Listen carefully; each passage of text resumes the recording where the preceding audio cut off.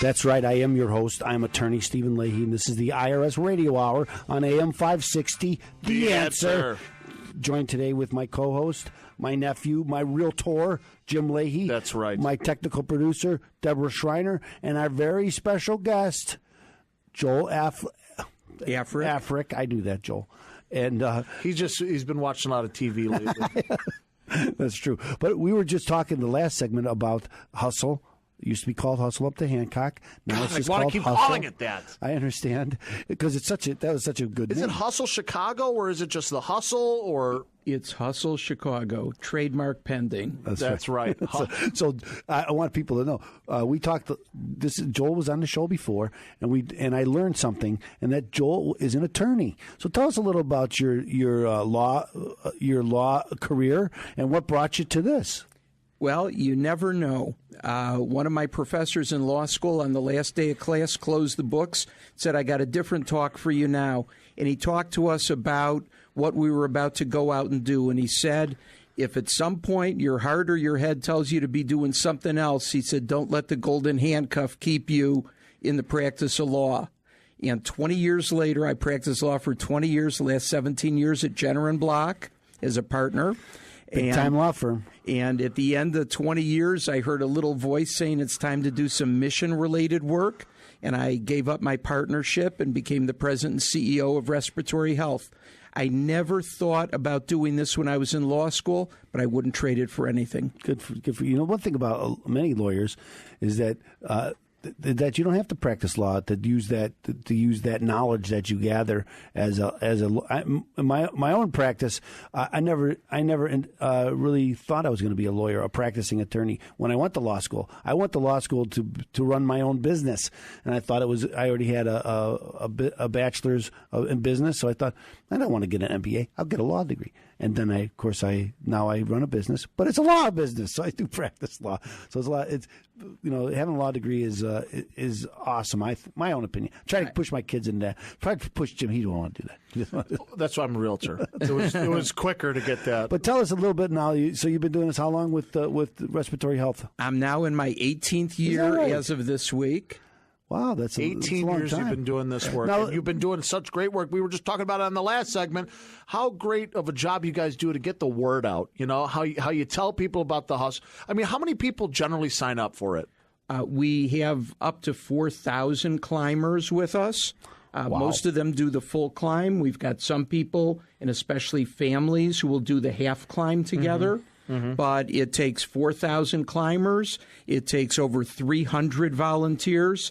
Hundreds of pounds of bananas, tons of bagels, and a lot of water.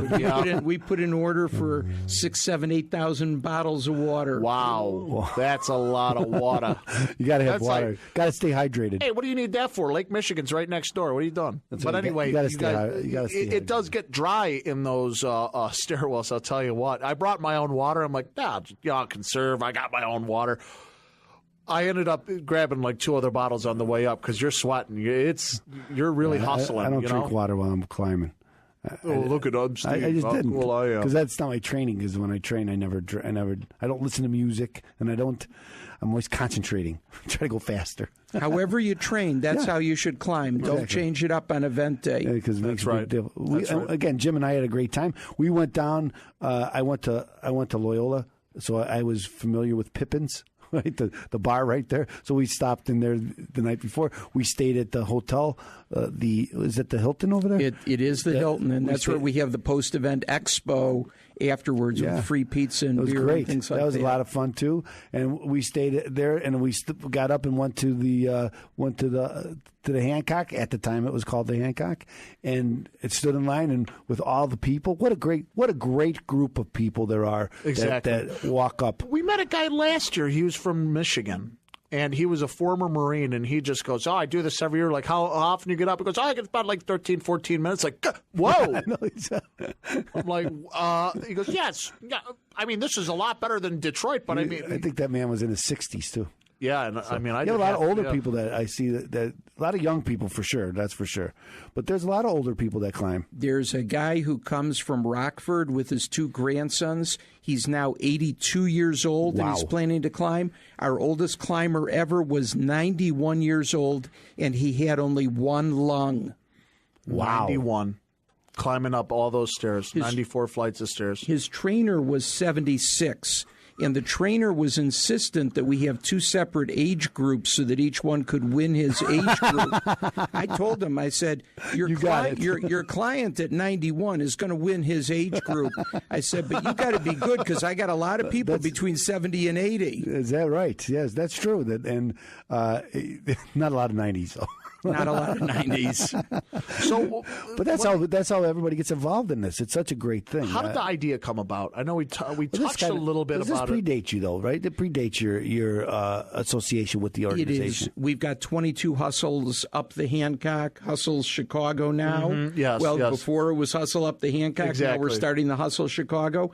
I mean, it's just a neat idea that somebody had. For us, it's a great winter fitness activity, and there are a lot of people who started this as a lark to do one of them, and then said, you know what? This kept me in shape all winter.